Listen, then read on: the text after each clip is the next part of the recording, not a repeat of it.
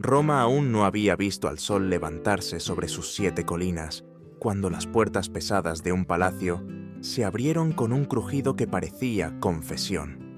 De las sombras salieron hombres agotados, con tinta en los dedos y sueño en los ojos, cargando tablillas, plumas y un silencio atónito.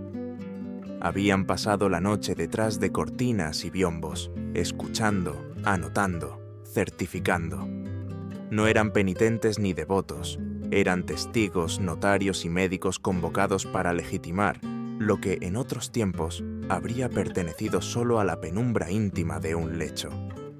Era la madrugada del 3 de febrero de 1502, y en la cámara perfumada donde se apagaban las velas, Lucrezia Borgia, con apenas 22 años, y Alfonso d'Este respiraban como quienes acaban de poner su cuerpo al servicio de un mapa. 3 veces contaron, 3 veces rubricaron, 3 veces completaron el acto que la ley y la política exigían como sello de una alianza. Las crónicas oficiales lo llamarían consummatio y lo archivarían en latín solemne. Los murmuradores lo reducirían a morbo. Pero la verdad, dura y sin adornos, era otra. Aquello no era desenfreno, sino diplomacia. Lo que vibró detrás de las cortinas de seda no fue pasión inocente, sino el timbre áspero de las dinastías cuando se forjan con carne en lugar de hierro. Las palabras susurradas no fueron promesas de amantes, sino cláusulas de tratado, y los hombres que aguardaron en el cuarto contiguo, con oídos aguzados y plumas preparadas, no eran voyeurs, sino arquitectos de un orden que convertía la alcoba en campo de batalla. ¿Cómo había ocurrido que el tálamo nupcial se transformara en teatro público?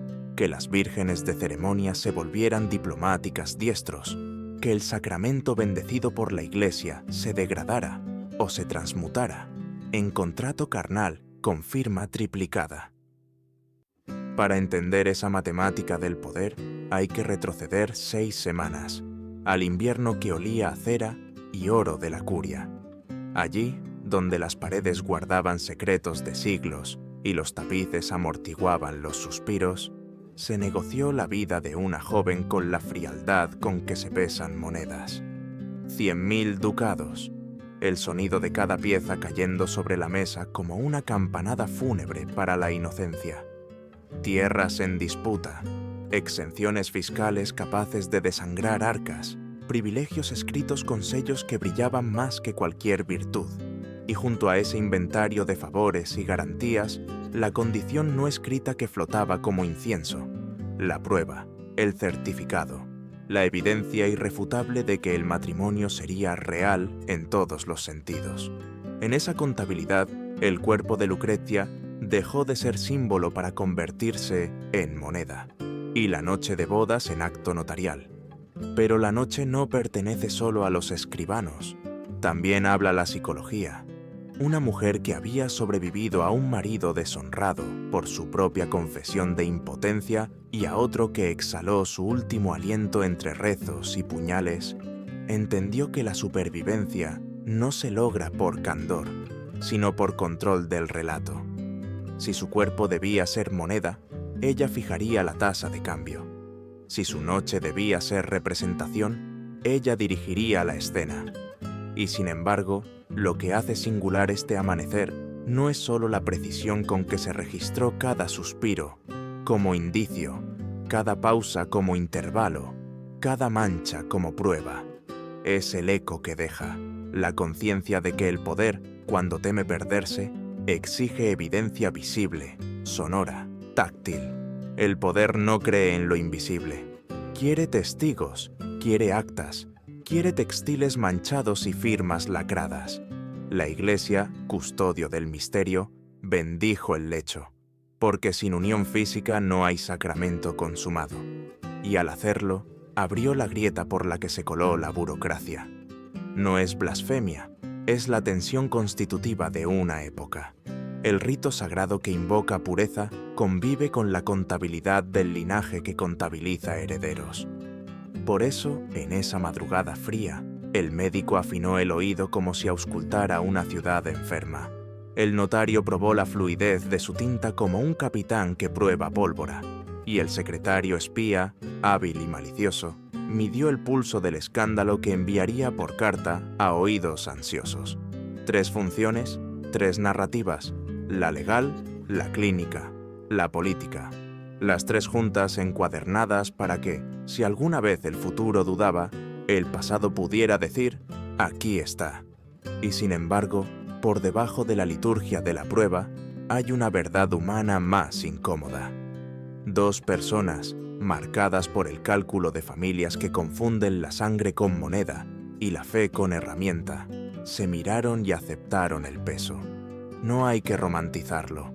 No fue un cuento de hadas. Fue obediencia lúcida bajo un sistema que convierte la intimidad en trámite. En ese gesto hay violencia, aunque no haya látigo. Hay guerra, aunque no haya trompetas. La cama como mesa de negociación, los cuerpos como sellos, el amanecer como hora de cierre. Y aún así, allí donde los contratos esperan sudor como rúbrica, algo escapa. Una risa apagada, una frase de consuelo, una caricia que no figura en el acta. En esa fuga mínima reside la única rebeldía posible de los cuerpos vigilados. Conviene detenerse un instante en el espejo que nos tiende esta escena. Creemos vivir a salvo de semejante exposición, pero en nuestra era, las cámaras reemplazaron a los notarios y los metadatos a las manchas de lino. La reputación sigue siendo expediente público, la intimidad, moneda negociable, la prueba, un archivo que circula. El Renacimiento erigió protocolos para certificar la unión. Nosotros levantamos plataformas que certifican la atención. Ayer, un médico dictaminaba vigor, hoy, una métrica define relevancia. Ayer, 3 consumaciones garantizaban herederos. Hoy, 3 tendencias garantizan poder. Cambian los instrumentos, persiste la lógica. Así amanece en Roma, con testigos que bostezan y sellos que se enfrían, con una joven que entiende, quizá demasiado pronto, que su destino exige no solo resistencia, sino estrategia. Los hombres guardan sus plumas. Las velas, en su última lengua de fuego, parecen lamer los bordes del acta, como si quisieran borrarla. No pueden. Esa hoja pasará a un archivo, de allí a un rumor, del rumor a una leyenda, de la leyenda a una forma nueva de gobernar los cuerpos. Al fondo, una campana marca el alba, grave y compasiva. No anuncia una boda, anuncia un precedente. Desde hoy, no bastará con casarse. Habrá que demostrarlo, medirlo, certificarlo. El poder ha encontrado otra puerta de entrada al dormitorio, y cuando el poder entra, rara vez sale sin dejar cicatrices. Queda una pregunta, suspendida entre la fe y el cálculo. ¿Qué sacramento resiste cuando se lo obliga a rendir pruebas como si fuera un crimen? Tal vez ninguno. Tal vez el único sacramento que sobrevive es el de la memoria, esa obstinación de recordar que bajo las cifras, las cláusulas y los sellos había 2 respiraciones. Con eso abrimos este relato, con un amanecer que no trae paz, sino actas, con una ciudad que despierta sin saber que su nueva liturgia nupcial será imitada por cortes y principados, con una mujer que al cerrar los ojos comprende que la piel también redacta y que si ha de escribir con el cuerpo, aprenderá a dictar la gramática. La historia, desde su mesa, ya moja la pluma. Retrocedamos 6 semanas, hasta los pasillos del Vaticano en un diciembre impregnado de incienso y del tintinear de monedas. Allí, bajo techos que parecían pesar más que el cielo, se celebraba un mercado disfrazado de consejo. Lucrecia, apenas con 21 años, permanecía de pie, rígida como estatua de mármol, mientras su padre, el Papa Alejandro VI, tasaba su cuerpo con la misma serenidad con que un mercader pesa especias en el puerto. El precio inicial era obsceno, 100.000 ducados, oro suficiente para erigir catedrales o alimentar ejércitos enteros. Cada moneda que caía sobre la mesa sonaba como una campanada de duelo, no por la muerte de alguien, sino por la sepultura de lo íntimo. La delegación de Ferrara, noble y altiva, se mostraba implacable. No se conformaban con oro. Querían territorios, Cento y Pieve, tierras fértiles y estratégicas. Querían privilegios fiscales que sangrarían las arcas pontificias por generaciones. Y sobre todo, deseaban una garantía imposible de falsificar, prueba física de que esa unión produciría herederos. Lo que pedían no era metáfora, era verificación en carne viva, un contrato sellado en sudor y sangre. Las palabras flotaban en latín, pero el trasfondo era brutalmente sencillo. Si el matrimonio debía ser puente, el cuerpo de Lucrecia sería la viga principal. Ella escuchaba sin mover un músculo, pero sus pensamientos eran una tormenta. Había aprendido a leer los rostros, el gesto pétreo de su padre, la avidez contenida de los enviados estenses, la sombra de humillación en los ojos de los cardenales, que sabían lo que implicaba aceptar semejante cláusula. Había pasado ya por 2 matrimonios. Uno terminó con una declaración pública de impotencia que la convirtió en protagonista de chismes crueles. El otro, con el cadáver sangrante de Alfonso de Aragón, víctima de las intrigas de su propio hermano César. Ahora, en esta tercera negociación, la lección estaba clara. Su carne valía más que cualquier discurso. El clima político también jugaba su parte. Italia era un tablero fragmentado. Francia amenazaba desde el norte. Venecia codiciaba territorios. Y los estados pontificios se debatían entre alianzas frágiles y traiciones inevitables. Para Ferrara, vincularse con los Borgia era abrazar el escándalo. Para los Borgia, casarse con los Este era lavar, al menos en apariencia, el veneno de su nombre. Cada cláusula firmada con sello eclesiástico escondía una daga invisible. Aquí aparece el ángulo psicológico. Lucrecia ya no era la muchacha inocente entregada como cordero. Era una estratega forjada en fuego y sospecha. Su mente calculaba. Si debía pagar con su intimidad, al menos ella marcaría el ritmo, escogería los silencios, decidiría qué mirada sostener y qué gesto ofrecer. Ese control mínimo era su única soberanía. Entre las sombras de la sala, aprendió a ser autora de su propio relato, aunque las palabras fueran dictadas por otros. Cuando el cardenal Hipólito d'Este, hermano de su futuro esposo, pronunció la exigencia con frialdad quirúrgica: la consumación deberá ser observada y certificada. Un silencio helado descendió sobre los presentes. No era un protocolo ordinario, aunque en algunas bodas nobles se permitiera la presencia de testigos. Esto iba más allá, no solo escuchar, sino documentar, archivar, autenticar. Era la conversión de un acto íntimo en espectáculo jurídico. Alejandro VI, con voz sedosa pero cargada de amenaza, aceptó. «Si precisan garantías, mi hija las ofrecerá». La frase flotó como un filo en la penumbra. A ojos de la Iglesia, aquella promesa convertía la alcoba en tribunal y el lecho en altar profanado. La tensión de la sala se palpaba, como si hasta las paredes supieran que estaban asistiendo a la gestación de un ritual nuevo y monstruoso. Esa noche, mientras los escribanos continuaban redactando cláusulas interminables, Lucrecia rompió el silencio. «Acepto los términos», dijo con voz clara, ni suplicante ni altiva, sino con la firmeza de quien se resigna y al mismo tiempo se arma. Fue un acto mínimo de poder, elegir pronunciar las palabras que otros esperaban. Los enviados la miraron sorprendidos. La joven que había sido víctima 2 veces mostraba ahora un temple distinto, casi amenazante. Aquí conviene hacer un paralelo con nuestra era. ¿Acaso hemos superado del todo esa lógica?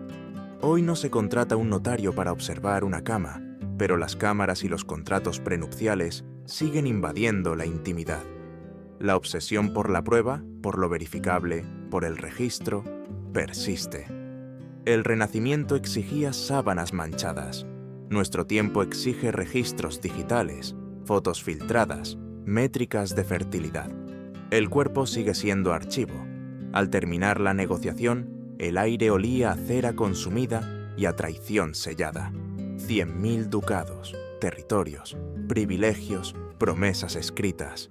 Pero todos sabían que lo esencial no estaba en el pergamino. Lo esencial ocurriría 6 semanas después, en la penumbra de un dormitorio donde plumas y oídos ajenos registrarían la verdad más obscena. Lucrecia salió de la sala con la cabeza erguida. Había entregado su intimidad, sí, pero también había reclamado la potestad de sobrevivir. Y sobrevivir, en un mundo gobernado por intrigas y venenos, era ya la forma más radical de poder.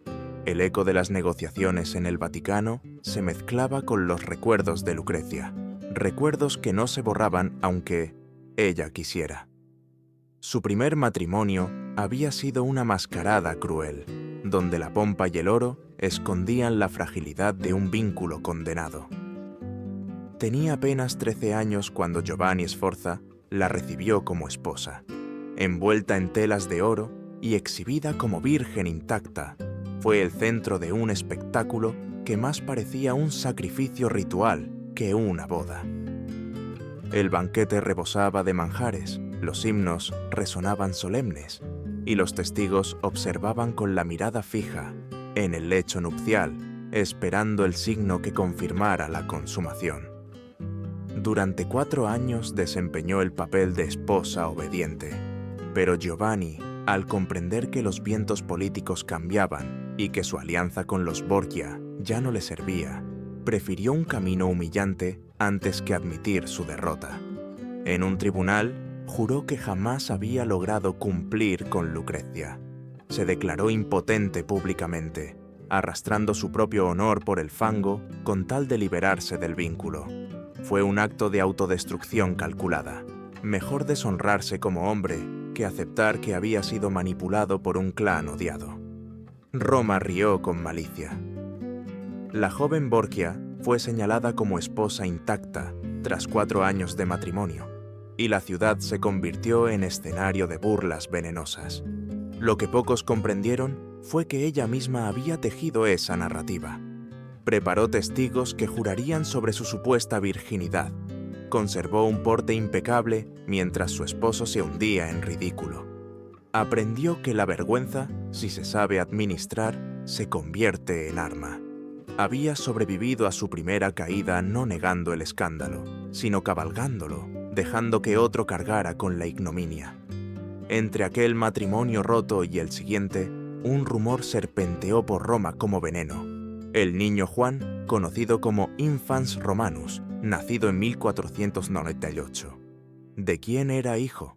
Algunos murmuraban que de su hermano César, otros susurraban lo indecible, que el propio Papa Alejandro era el padre. La verdad se perdió en un laberinto de sospechas. No importaba quién fuera el progenitor. Lo importante era la sombra proyectada sobre Lucrecia. Su nombre quedó marcado para siempre con la sospecha de incesto, un estigma que ningún sacramento podía lavar.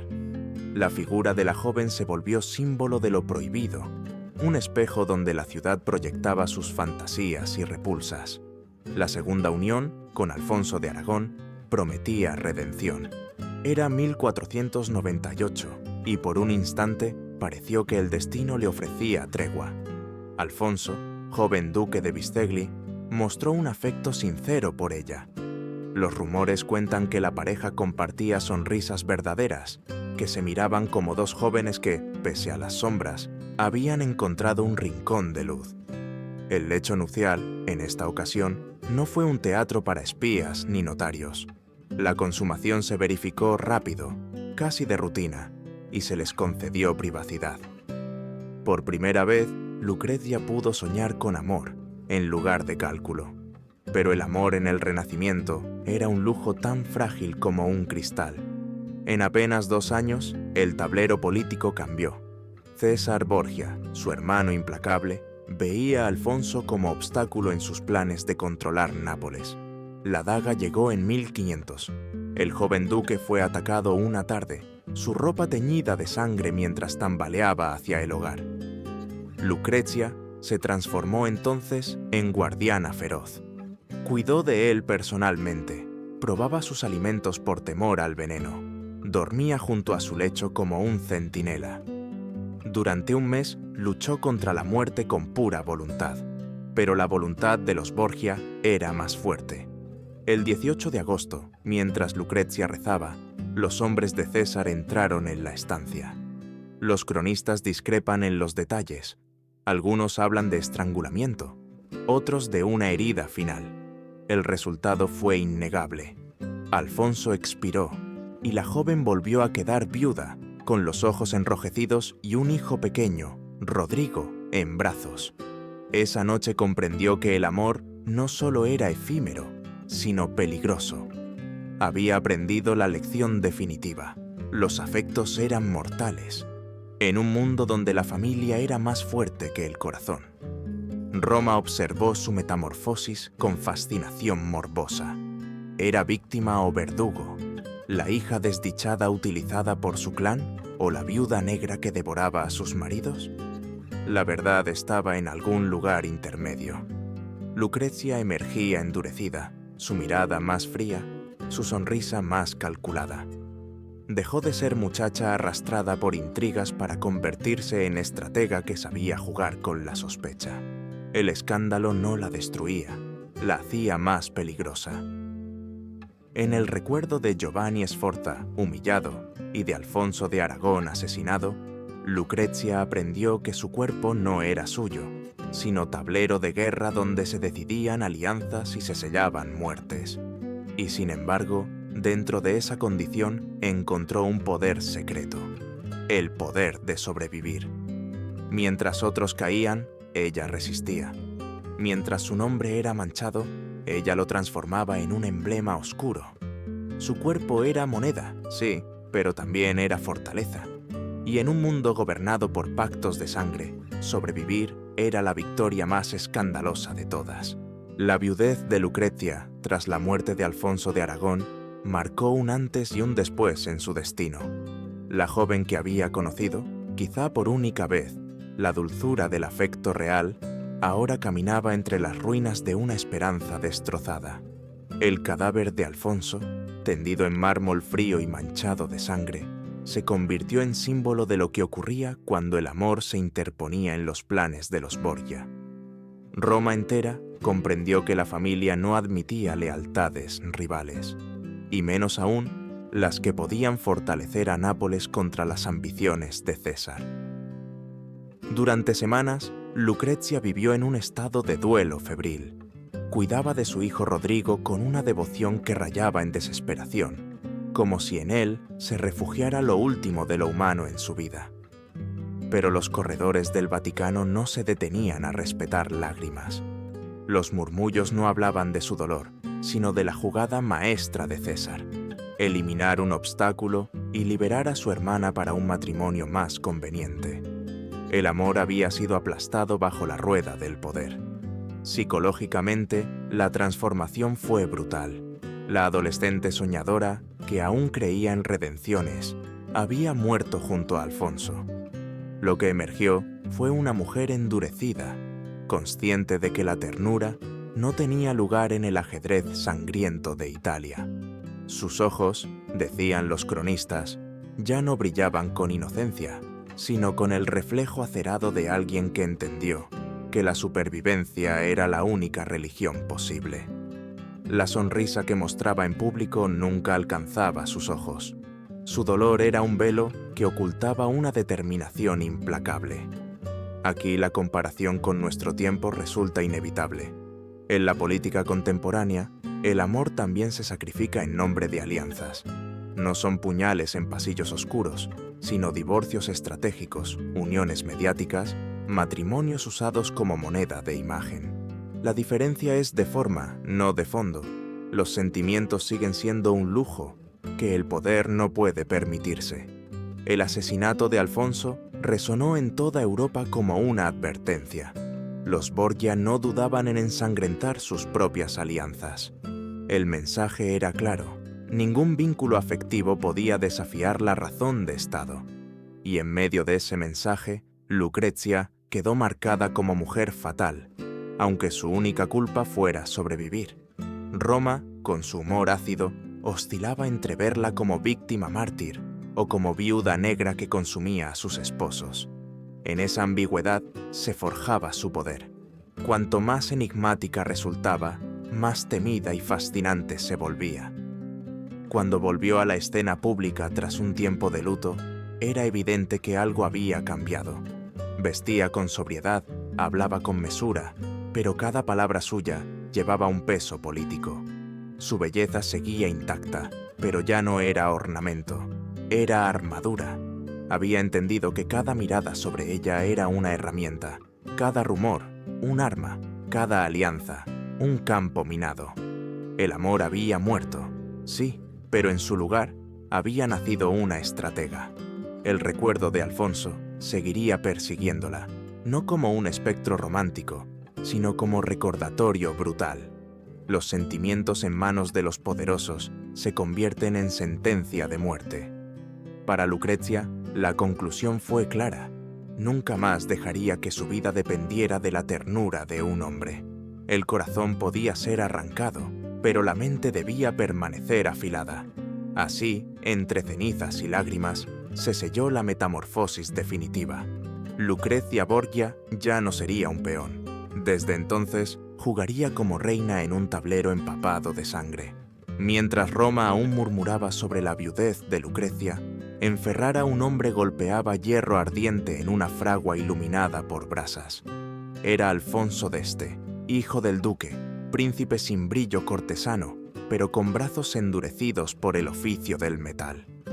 A diferencia de otros herederos, no había crecido entre versos y banquetes, sino entre martillos y chispas. Su pasión eran los cañones, las fórmulas de pólvora, los cálculos de trayectoria. El hierro no mentía. Al ser golpeado, respondía. El fuego no conspiraba. Mostraba de inmediato si la aleación era fuerte o frágil. En esa certeza, Alfonso encontraba la verdad que le negaba la política. Desde pequeño, había vivido con la sombra de no ser el primogénito. No estaba destinado a gobernar, sino a servir como repuesto en caso de desgracia. Y cuando la muerte se llevó a su hermano mayor, la corona que nunca quiso se posó sobre su destino. El ducado de Ferrara, brillante en artes y comercio, necesitaba un líder. Pero Alfonso prefería el fragor de la forja al murmullo venenoso de las cámaras de consejo. Allí, entre humo y metal, se sentía libre. Su carácter práctico lo diferenciaba de otros príncipes del Renacimiento. Mientras sus contemporáneos recitaban poesía para cortejar damas, él diseñaba máquinas de guerra. Mientras los nobles discutían alianzas con metáforas, Alfonso analizaba mapas con mirada de ingeniero. Para él, todo era cuestión de estructuras, pesos, fuerzas. Y cuando su familia comenzó a negociar un matrimonio con los Borgia, reaccionó como si le presentaran un nuevo diseño, no con entusiasmo, sino con fría concentración. La primera reacción de los Este había sido de repulsión. Isabela d'Este, su hermana, escribió cartas rebosantes de desprecio hacia los upstarts españoles que habían comprado el papado. El apellido Borgia era sinónimo de veneno, incesto y corrupción. En contraste, los Este presumían de linaje que se remontaba a Carlomagno. ¿Cómo aceptar que la hija de un papa acusado de perversiones compartiera su nombre? Sin embargo, los cálculos estratégicos eran implacables. Francia avanzaba desde el norte, Venecia presionaba desde el este y los estados pontificios controlaban el sur. Aliarse con Alejandro VI significaba blindar Ferrara. Aquí emerge la paradoja. Lo que para Isabela era afrenta, para Alfonso era ecuación. 100.000 ducados podían financiar decenas de cañones. El respaldo papal podía contener la amenaza francesa. La mancha del apellido se borraría con pólvora y territorio. Por eso, cuando los emisarios le explicaron la inusual condición de la consumación triplemente verificada, Alfonso no se escandalizó. Simplemente asintió, como si le hubieran descrito la temperatura exacta para fundir bronce. Psicológicamente, ese rasgo es revelador. Para él, el matrimonio no era un poema ni un sacrificio, sino un mecanismo, entrada y salida, causa y efecto. Había fracasado en su primera boda, anulada por supuesta falta de consumación. Ahora, la vida le ofrecía la oportunidad de redimirse en términos brutalmente concretos. Si había que demostrar virilidad 3 veces bajo observadores, lo haría. No veía vergüenza en ello, solo especificaciones de contrato. 3 actos, 3 pruebas, 3 documentos. Una tarea ardua, pero posible. Desde este ángulo, su unión con Lucretia no se parecía a las de otros nobles. No estaba marcada por idealismos, sino por pragmatismo compartido. Él venía de la fragua, ella del escándalo. Él creía en la fuerza de los cálculos, ella en la estrategia de las apariencias. Juntos podían formar una aleación tan resistente como el acero que Alfonso moldeaba. En sus manos, la boda dejaba de ser romance para convertirse en artillería política.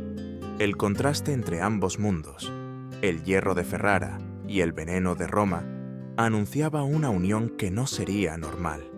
Mientras Lucretia aprendía a usar la sospecha como armadura, Alfonso descubría que podía aplicar su lógica de ingeniero a la cama matrimonial. La noche que los esperaba no era un misterio, sino un campo de prueba. Y, como todo artillero, sabía que la clave no era el azar, sino la preparación meticulosa. Así se trazaba la línea que uniría a 2 sobrevivientes de mundos distintos. Ella, rehén de intrigas papales, él, prisionero de cálculos militares. Ninguno buscaba amor, pero ambos entendían que la alianza era cuestión de vida o muerte, y en esa comprensión fría, dura como el metal, se incubaba una chispa peligrosa, la posibilidad de que 2 instrumentos del poder pudieran reconocerse como iguales. El destino quiso que, antes del matrimonio oficial, Lucretia y Alfonso se vieran cara a cara en un encuentro privado organizado en Bolonia, en enero de 1502. Era un requisito práctico.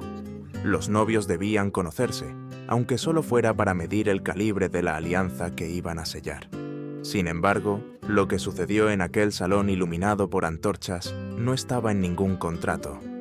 Lucretia llegó primero. Había elegido su atuendo con cuidado, no las telas deslumbrantes de oro que gritaban ostentación borgiana, sino un terciopelo burdeos, sobrio, profundo, que hablaba de madurez y de luto superado. Rechazó las joyas excesivas, prefiriendo que la luz de invierno se reflejara en su cabello dorado, aún su arma más poderosa. Quería presentarse no como leyenda, sino como mujer real, marcada por cicatrices invisibles. Se colocó junto a una ventana, calculando el ángulo exacto en que la claridad resaltaría su figura, sin delatar debilidad. Era un gesto de control, casi de escenografía. Alfonso entró con la misma sencillez con que entraba a una fragua, sin discursos, sin reverencias teatrales. Caminó hasta ella, la miró fijamente y se detuvo. El silencio se prolongó lo suficiente para que los testigos se inquietaran. Luego, sus palabras fueron tan directas como un golpe de martillo. «No eres lo que esperaba». Lucretia, sorprendida, rompió en una risa breve, no ensayada. «Ni tú tampoco», respondió. Ese intercambio, casi banal, rompió un hielo que los escribanos no habrían sabido registrar. Durante 3 horas, hablaron como no se hablaba en la corte. Alfonso le mostró las cicatrices en sus manos, marcas de años de trabajo en hornos y metales. Ella le confesó el cansancio de ceremonias que parecían interminables funerales. Él describió sus cañones y las fórmulas de pólvora.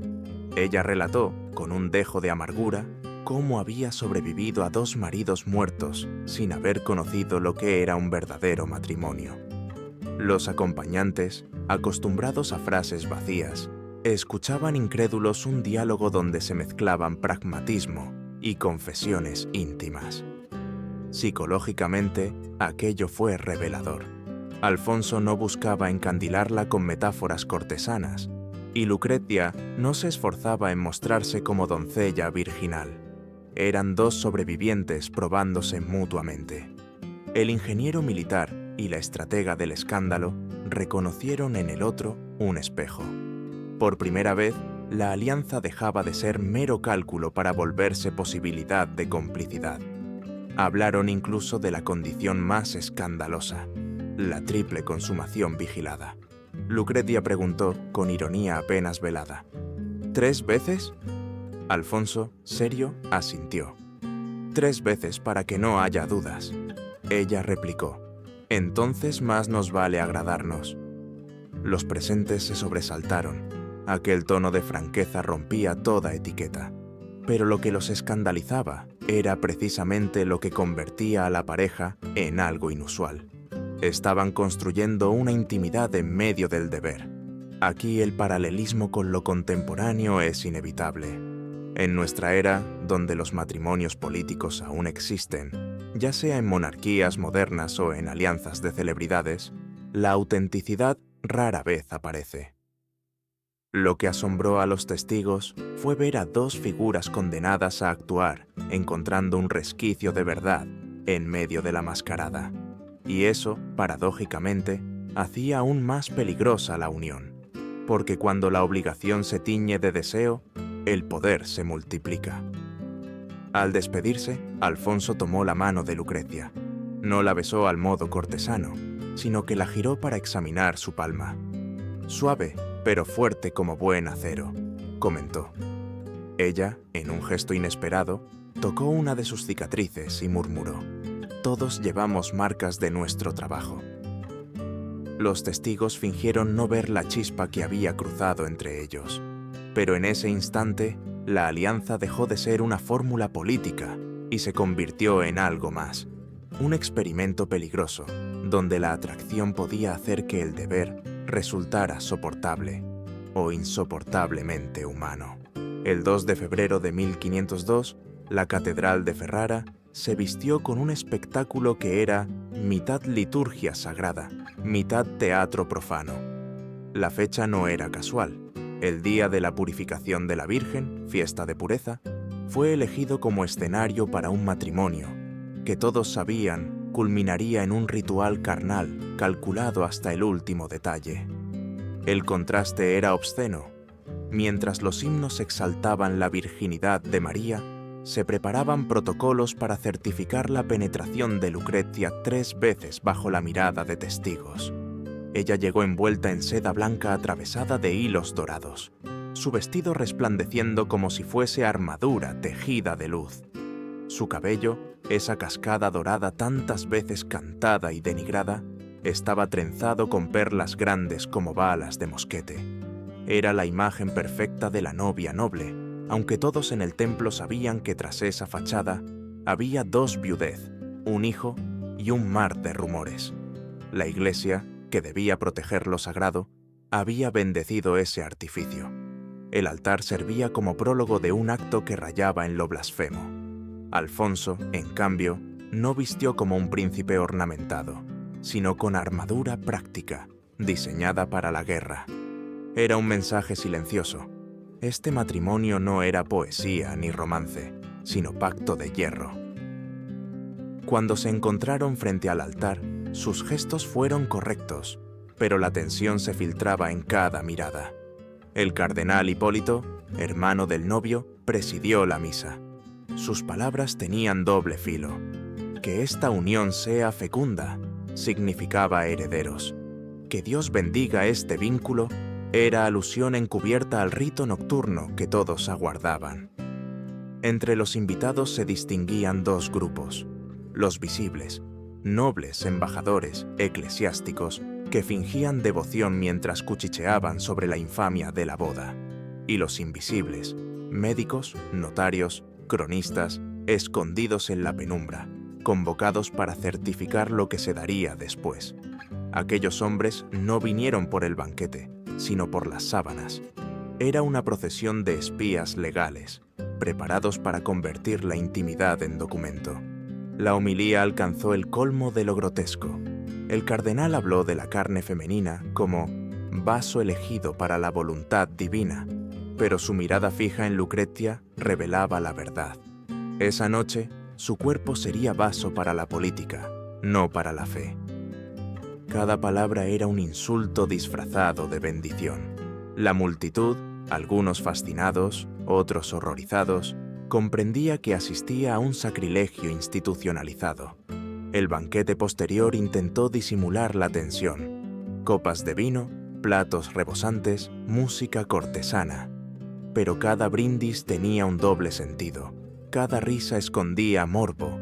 Cada mirada a los novios recordaba que el verdadero espectáculo aún no comenzaba. La consumación sería la coronación de la jornada.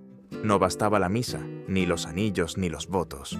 Lo que validaría el matrimonio era el acto carnal, repetido, anotado y firmado. La paradoja era evidente. El sacramento de la Iglesia solo se consideraba completo si había unión física. Y como esa unión podía ser negada, surgió la práctica monstruosa de los testigos. Lo sagrado había engendrado lo obsceno. El agua bendita que roció la cama durante la ceremonia sería reemplazada por fluidos más humanos antes del amanecer. Así, bajo las campanas que celebraban la pureza, se preparaba un teatro de carne. Cuando la jornada concluyó y el reloj se acercaba a la medianoche, todos sabían que lo más importante aún estaba por ocurrir. Los invitados bebían y reían, pero sus pensamientos estaban en el dormitorio preparado con meticulosidad militar. La cama al centro, las velas colocadas para proyectar sombras, las sábanas dispuestas en pilas, listas para ser examinadas tras cada acto. Roma, Ferrara y la cristiandad entera parecían contener el aliento. No era una noche de bodas, era un experimento, un juicio, un espectáculo que sellaría no solo un matrimonio, sino un pacto de poder. La medianoche marcó el inicio del ritual más obsceno disfrazado de deber.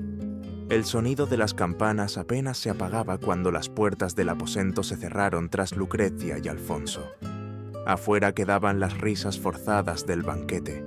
Adentro, un silencio denso, donde cada suspiro sería convertido en acta. En una habitación contigua, 3 hombres aguardaban como verdugos en la penumbra. Francesco Castello, notario papal con plumas y sellos. El doctor Ludovico Carri, médico de Bolonia con ojos clínicos. Y Bernardino Prosperi, secretario y espía de Isabel d'Este, presto a transformar la intimidad en informe venenoso. El mobiliario mismo denunciaba el propósito. La cama estaba colocada en el centro, con velas orientadas para proyectar sombras legibles. La puerta quedó entreabierta lo suficiente para dejar pasar sonidos, y las sábanas de lino, recién bendecidas, esperaban en pilas como piezas de laboratorio. Cada detalle revelaba la conversión del dormitorio en teatro forense. El médico observaría olores y fluidos, el notario certificaría tiempos y declaraciones, y el espía anotaría impresiones subjetivas. ¿Hubo ternura o solo mecánica? ¿Hubo deseo o mera obediencia? El reloj se acercaba a la 1 cuando comenzaron los movimientos. Alfonso, con la serenidad del artillero que calcula un disparo, tomó la iniciativa. Sus manos, acostumbradas al bronce y al hierro, temblaron apenas al desatar el vestido de Lucrecia. Ella permaneció inmóvil, como sacrificio consciente, hasta que la tela cayó al suelo. No hubo palabras ceremoniales, solo un murmullo. «Estamos atrapados, hagámoslo juntos». Los testigos escucharon, algunos sorprendidos de la complicidad que destilaba aquella frase. El primer acto fue el más frío. Castello anotó con precisión. A la 1:23, consumación confirmada. El médico, con voz neutra, señaló señales de penetración y esfuerzo suficiente. Prosperi, más humano, escribió que había percibido risa ahogada, como si los novios buscaran refugio en el humor. La obligación se cumplió sin brutalidad, con la eficiencia de quien sabe que la dignidad también puede ser estrategia. El lino manchado se recogió, examinado con cuidado, y nuevas sábanas cubrieron el lecho. El segundo acto, iniciado alrededor de las 3, reveló otra faceta. El cansancio ya pesaba, pero el deber exigía repetición. Alfonso dudó, jadeante, y fue Lucrecia quien lo animó con un susurro. «Estamos a medio camino de la libertad». Esa frase, escuchada por los espías, resonó como prueba de que la joven no era víctima pasiva, sino cómplice activa del pacto. El ritmo se volvió torpe, interrumpido por un cántaro derramado y risas sofocadas. Aún así, el notario estampó su firma en el segundo documento. Consumación repetida, éxito verificado. Cuando llegó la tercera prueba, cerca del amanecer, la fatiga era insoportable. Alfonso confesó apenas audible: «No sé si podré». Y Lucrecia, con voz de acero bajo seda, respondió: «Puedes, no llegamos hasta aquí para fallar». Fue ella, la supuesta prenda de cambio, quien sostuvo la voluntad del marido. El acto final ya no fue pasión, sino sacrificio físico. Los jadeos eran mezcla de dolor y determinación. Las risas se transformaron en exorcismo contra la humillación. A las 5:47, el duque pronunció la frase convenida: «El tercer sello está puesto». Y Lucrecia, con un tono más fuerte, añadió: «Que nadie dude de la fuerza de los Este ni de la determinación de los Borgia». Los testigos quedaron mudos. No solo habían presenciado la verificación de un contrato, sino la resistencia de dos cuerpos llevados más allá de lo humano. Algunos incluso aplaudieron, vencidos por la extrañeza del momento.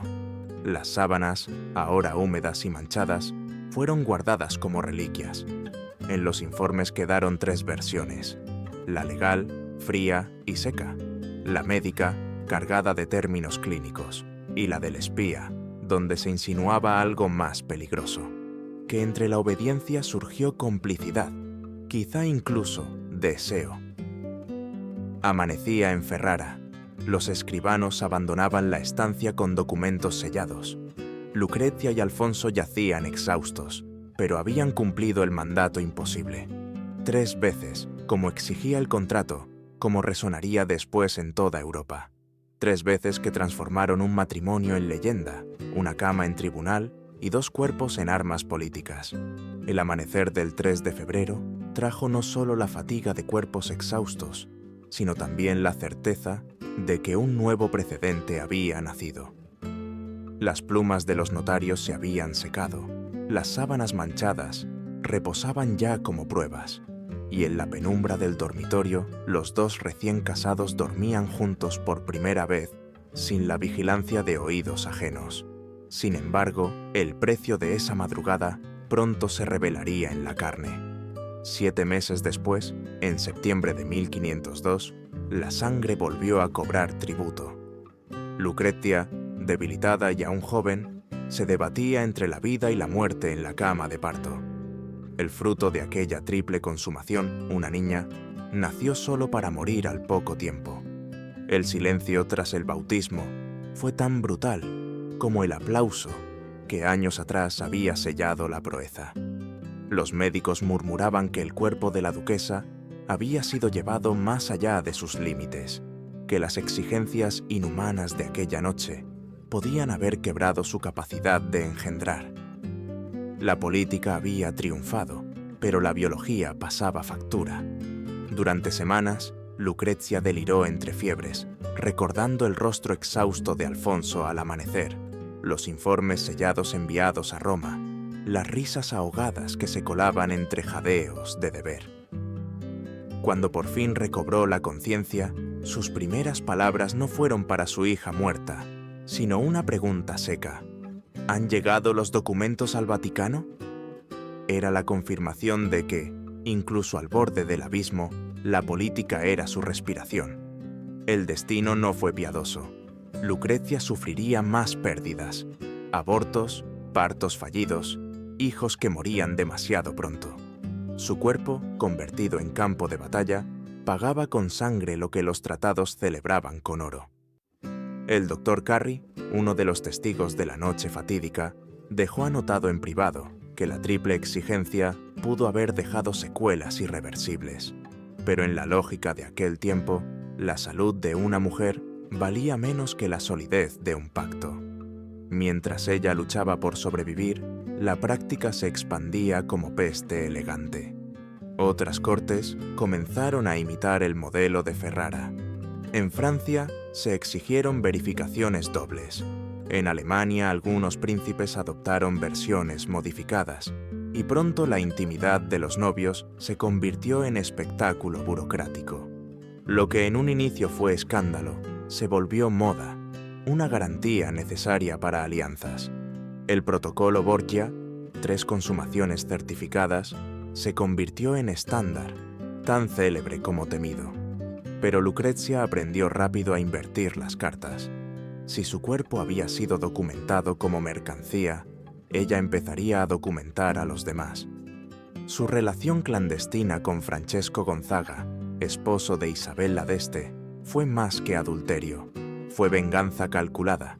Sedujo al hombre en los momentos justos y dejó rastros deliberados para que su cuñada los encontrara.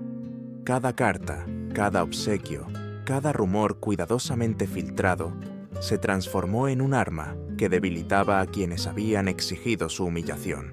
Si antes fue víctima de la documentación, ahora se volvía su dueña. En esa ironía feroz residía su nuevo poder. Alfonso no la castigó ni la repudió. Entendió que su esposa jugaba el mismo juego que él, aunque con piezas diferentes. Su matrimonio dejó de ser un romance imposible para transformarse en una alianza de acero. Tuvieron varios hijos, aunque muchos murieron jóvenes, pero lo que sobrevivió no fue la descendencia, sino el modelo. La pareja que hacía del escándalo un escudo y de la sospecha un instrumento. Con el tiempo, Lucrecia pasó de ser la hija del papa corrupto a la duquesa que sabe sobrevivir. El rumor de incestos, asesinatos y traiciones nunca desapareció, pero ella los utilizó como murallas. Cuanto más se la temía, menos se la podía atacar. Y así, entre abortos y nacimientos, entre amantes y estrategias, entre misas y venenos, se consolidó como una de las figuras más inquietantes del Renacimiento. La noche de las 3 consumaciones quedó guardada en archivos secretos, pero también en la memoria colectiva. Era el relato del sacrificio de una mujer, sí, pero también el nacimiento de una forma nueva de poder. El poder de controlar el escándalo, de manipular el testimonio, de sobrevivir donde otros perecían. Hoy, siglos después, nos horrorizamos al imaginar notarios y médicos escuchando, tras una puerta, anotando cada jadeo. Pero quizá no hemos cambiado tanto. La sociedad contemporánea sigue exigiendo pruebas públicas de lo privado. Contratos prenupciales, fotografías filtradas, métricas de fertilidad, exposiciones en pantallas. Los cuerpos aún son documentos, los dormitorios aún son escenarios, y la política aún se cuela entre las sábanas. Lo que Lucrecia comprendió en Ferrara no fue solo que la intimidad podía ser devorada por el poder, sino que también podía ser arma si uno aprendía a empuñarla. Y en ese aprendizaje, la muchacha manipulada por su padre y su hermano se convirtió en una mujer capaz de dictar su propia gramática en un mundo de plumas y sangre.